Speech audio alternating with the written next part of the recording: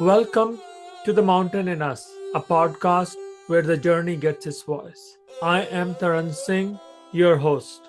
Here we greet the thrills, jolts, ascents, and descents of our uncharted adventures.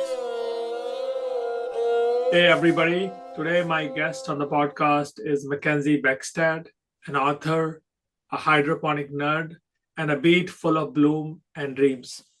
Mackenzie, I'm so delighted to have you on the show. Welcome.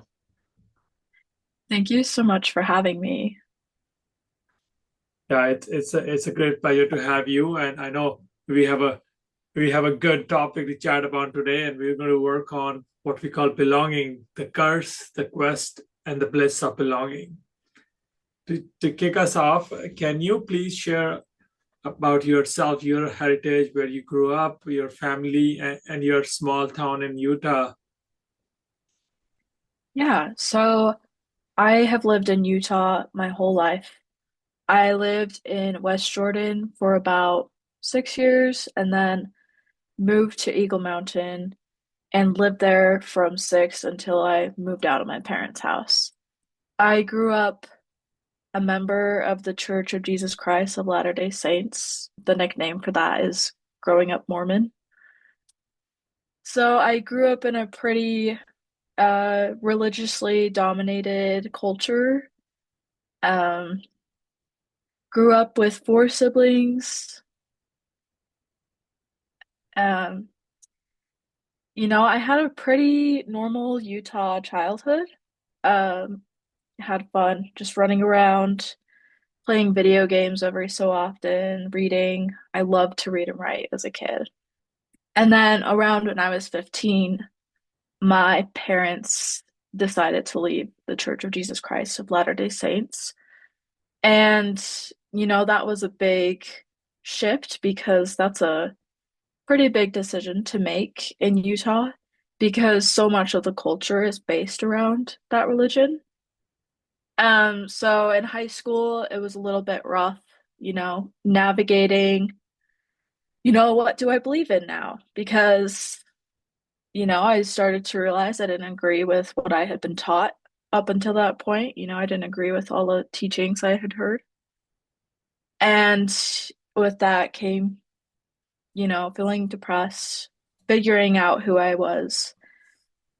Um, So and you then said just to interject. You said your parents decided to leave the church. Do you know why? What was their what motivated them to take that big step? As you said, right? You're in a community where everybody is pretty much homogeneous in their belief system, and suddenly your parents are going against the grain. I think a lot of it came from research, looking up, what we had been taught online and realizing that some of what we had been taught didn't line up with, wasn't very accurate in some ways. I think my parents also began to realize like, hey, this church isn't as belonging as we would like it to be. There were parts of the church's history that it's pretty problematic, polygamy and racism. Like it's if you look into it, it's a little rough to reckon with. So yeah, like they had a hard time with that and they decided, you know what, it's not for us. We're gonna try and figure out what we want to do with our beliefs. And you mentioned you have four siblings. Was there a tug of war within the family when this when your parents decided, or it was like, oh, it's a smooth sailing, and you had to deal with yourselves in schools and other institutions where you suddenly became a from a white sheep, you suddenly became a black sheep overnight. Hmm. Yeah, so I'm the oldest kid. I was 15 when this all kind of started to happen. My sibling, oldest in age other than me, she was 13 at the time. And for her, church had never been like, the super important thing. She was like, oh, I get to hang out with my friends at church. And then my younger brothers, I have three brothers, They were younger, didn't quite understand what was happening. I do remember one of my brothers, he was about to turn 8. And turning 8 means you get baptized in the church usually. You know, you become a member of it and like make promises to keep to like the church and to like Jesus Christ and God. And so him not getting baptized was like kind of an interesting thing because a lot of the time members of the church will reach out to families if they have kids who have not been baptized. So yeah, there was definitely some outreach from members of the church who I'm sure they like thought they had their our best interests in their hearts, but it felt a little strange to have other people trying to tell us like, "Hey, you're doing this wrong." And it's like, "No, it's okay. We don't want to do this anymore." Thank you. And you talk about this town, Eagle Mountain. I like the name. Yeah. Such a beautiful name. Does it have a lot of eagles and a lot of mountains, or just the name is an oxymoron? I mean, we can see the mountains, but they're a little bit farther. We do have, I think of them more as hills. They're very large hills. Like we would take four-wheelers or ATVs out and go riding through all of that. But, not super huge mountains within our neighborhood. I don't remember seeing any eagles. So, but I do love the name of that city. I think it's a fun name. Yeah. Talking about name, I want to take another turn. Your first chapbook is called Religious Trauma in the Key of Poetry, and you shared some of the events with us. How did the name came about, and then how did the poetry collection came out? When did you start writing? And give us your insights and your journey. And when did you thought, okay, this is something I want to put it out there for the world? Yeah. So since I was a kid, I've loved to read and write. I've tried out writing a book when I was 10 years old. The title was Smile, which is a little funny, but I was 10 years old. But I took writing with me, especially when I was a teenager and going through this transition of figuring out what I believed in. And a lot of that looked like writing characters who had similar experiences as me. And eventually I got into writing poetry after taking a few classes in high school.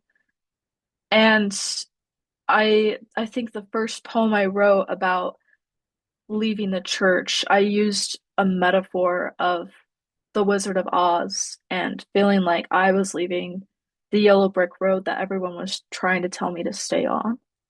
That didn't end up in the collection, but that is the poem that led me to thinking, I want to make a collection about this and share it with other teenagers who are going through this experience. So when I started college, I took more classes in creative writing, decided my major was English with a creative writing emphasis, and began to write all of these poems that ended up in this collection.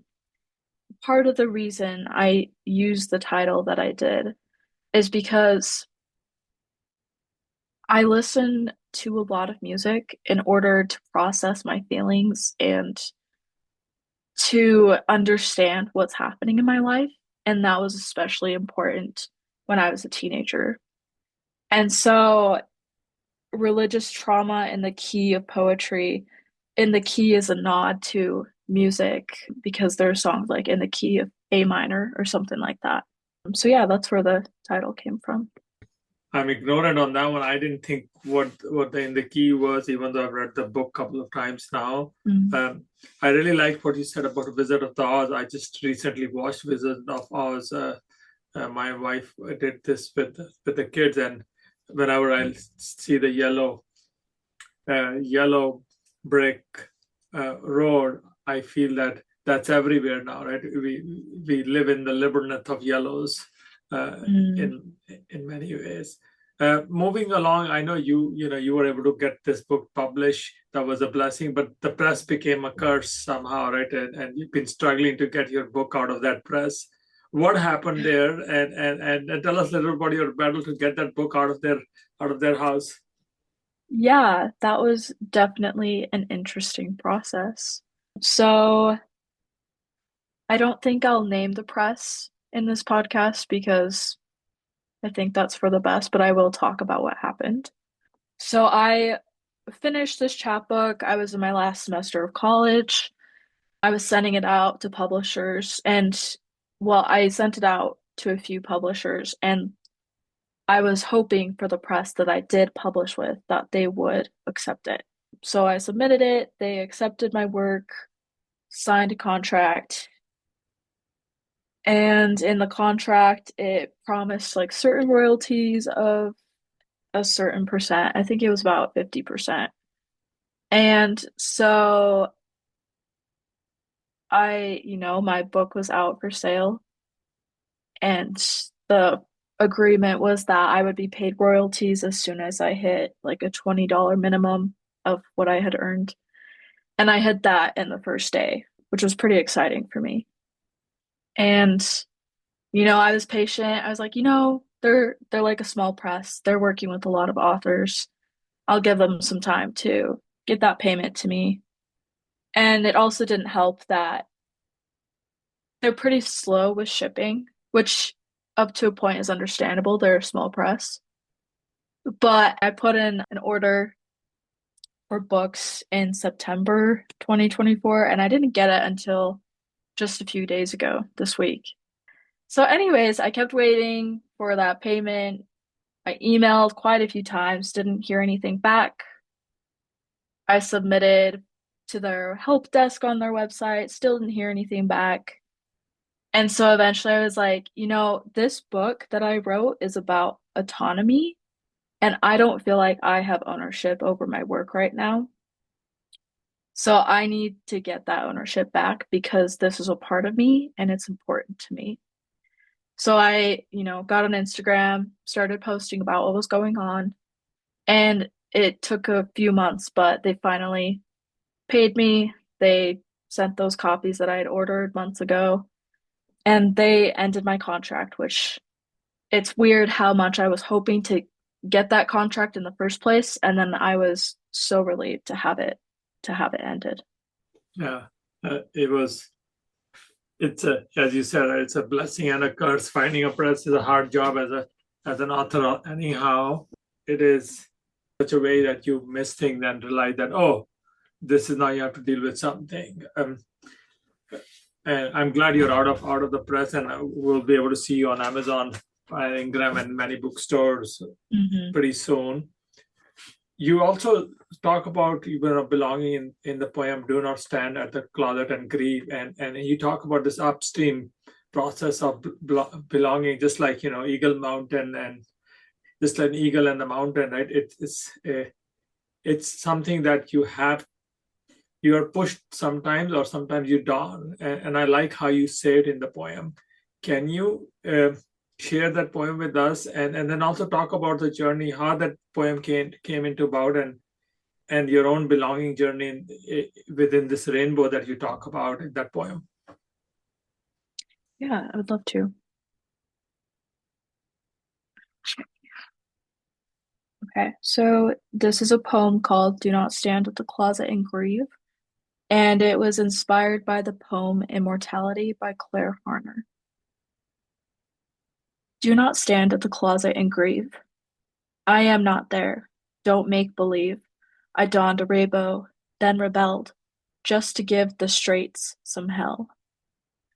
I am saturation personified, leaving dim, shadowed corners behind. I am deep breaths finally released, after years of feeling I should cease.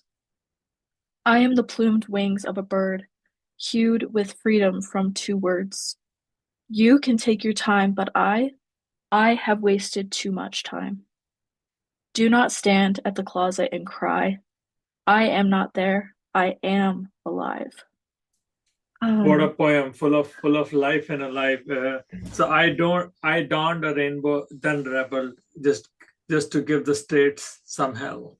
mhm. I really love that line, and it talks a lot about your own journey to discover yourself, and in many ways come out of the closet. Talk to us about it a little bit more. When did this poem come along, and when did you bloom and say, okay, this is it. I'm not going to be something in the closet. Yeah. So it was around sometime during a teenager, I began to realize, I'm attracted to other women. And I thought that I was bisexual for a few years. And then after going on a date with a woman, I was like, no, I'm actually lesbian. And, coming out was an interesting process because I was still coming out to myself while coming out to my family. And so I had turned 19 just around this time that I was coming out, and I came out as bi to my parents and then came out as lesbian. And, you know, even though we were out of the Church of Jesus Christ of Latter-day Saints is not very tolerating of people in the queer community.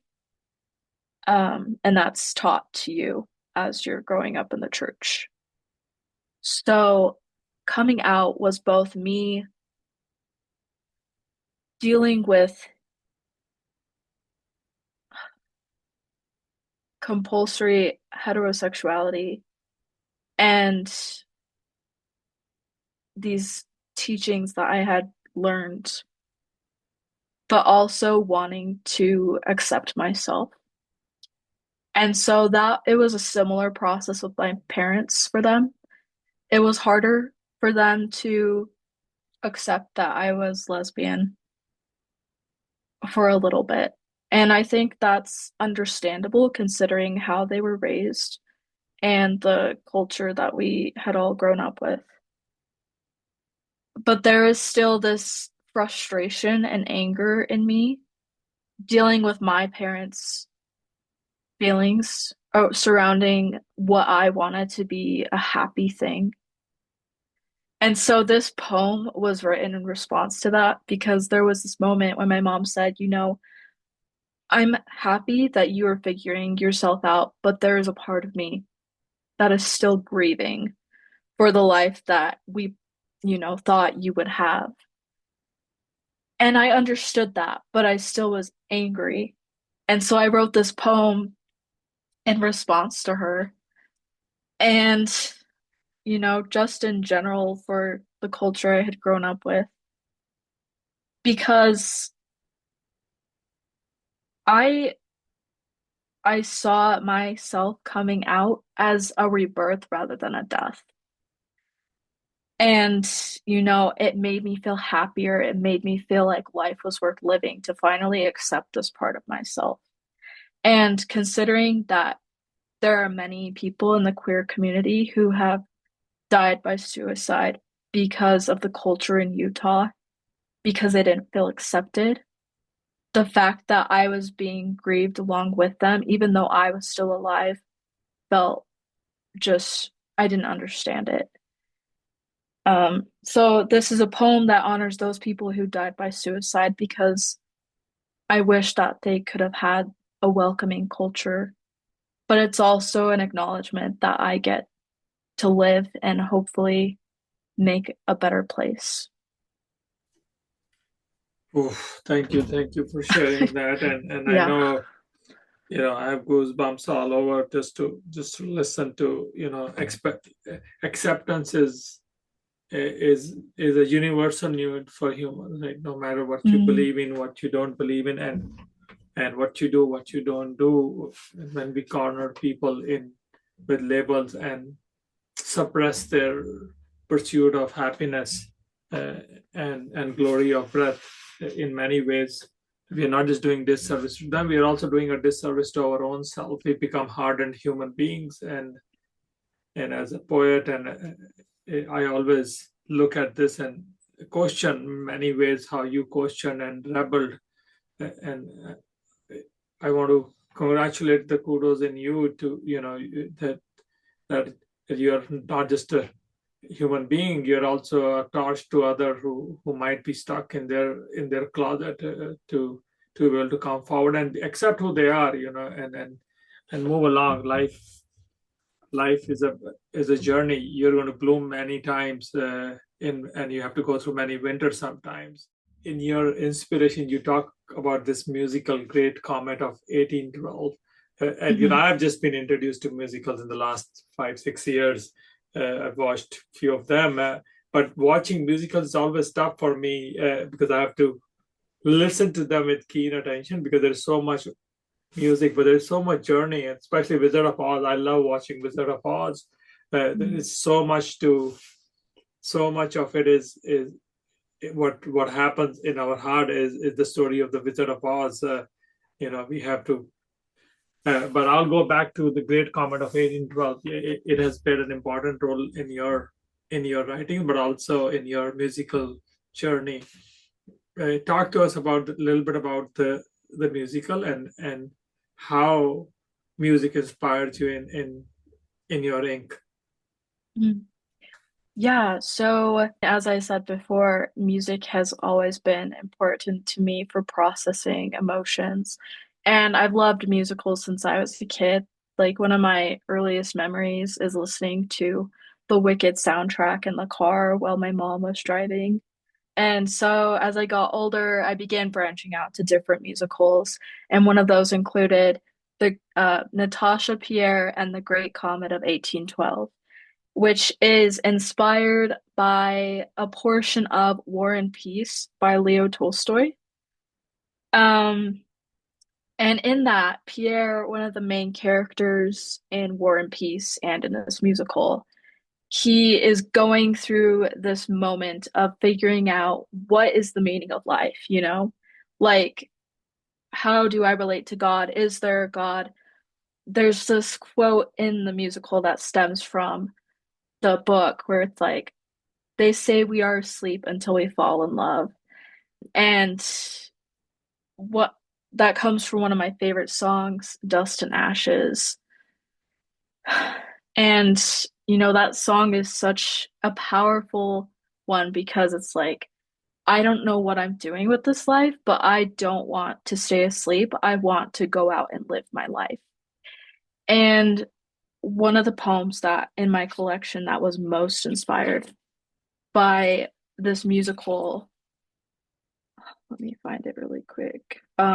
Yeah, it was Knowing. And in the poem Knowing, I quote Leo Tolstoy, "We can only know that we know nothing."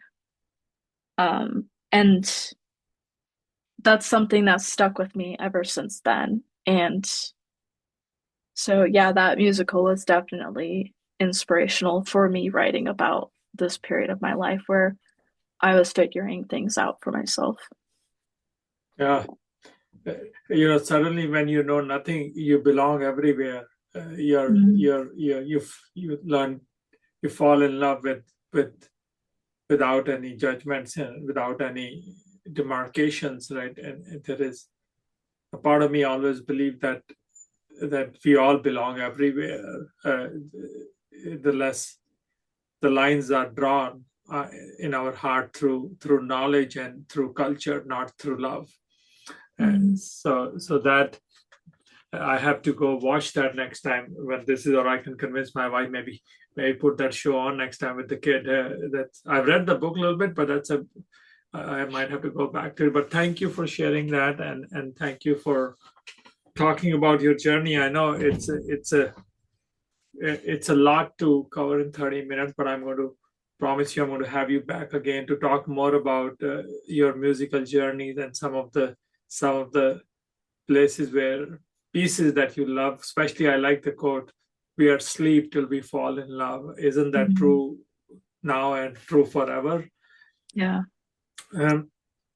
You're also working on a novel, I think, right? That's what your next venture is. Can you share what you can share, what that novel is all about, and how did you move from poetry to take a jump in fiction or non-fiction writing, whatever that novel is? Mm. Yeah, so I've always been interested in writing in, whatever form that is. I feel like I started more in writing fiction, hoping to write a novel. And then, I took a dive into poetry. So I consider both poetry and prose as being important to me, and both are the forms of writing that I pursue.